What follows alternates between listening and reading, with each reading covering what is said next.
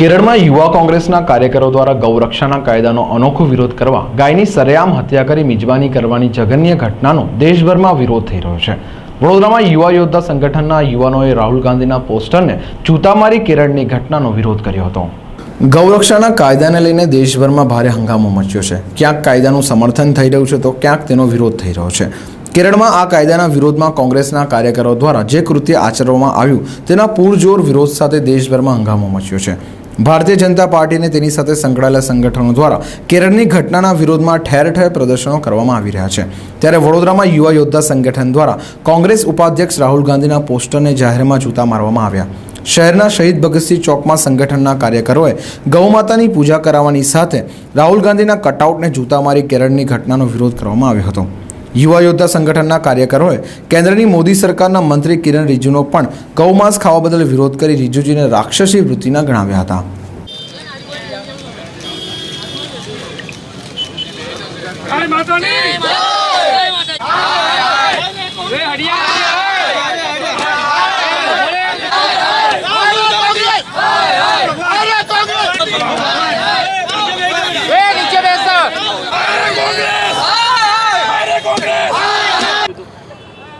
જે કેરળમાં 4 દિવસ પહેલાં બનાવ બન્યો, કેરળમાં જે કોંગ્રેસીઓએ ગાય માતાને જાહેર રોડ પર કાપી એની મિજબાની કરી, એટલે ભાઈ કોંગ્રેસીઓ તમારી પાસે કોઈ મુદ્દો બચ્યો નથી।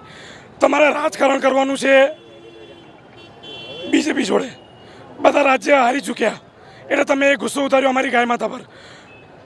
ભારત દેશના અમારા 33 કરોડ દેવી દેવતા જેને ગાય માતા કહેવાય, અમારો હિન્દુ સમાજ જે વસેલો છે આખા ભારતમાં, એની લાગણી દુભાઈ છે।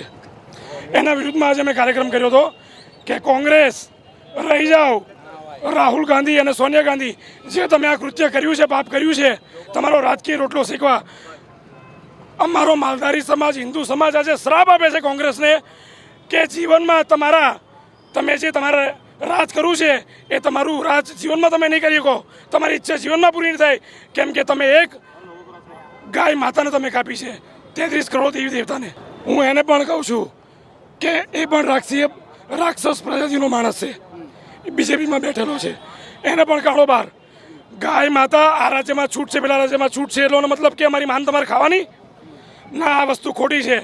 હું નરેન્દ્ર મોદી સાહેબ પાસે વડોદરામાંથી અમારું મિશન છે યુવા યોદ્ધા સેવા સંસ્થાનું, 12 લાખ સહીઓ અમે અહીંથી લઈ નરેન્દ્ર મોદી સાહેબ પાસે દિલ્હી જવાના છે અને અમે એમને કહેવાના છે કે ગાયને રાષ્ટ્રીય પ્રાણી ઘોષિત કરો, કેમ કે ગાય માતા જે ગુણકારી છે, જેના ગૌમૂત્રથી આટલી બધી બીમારીઓ દૂર થાય છે।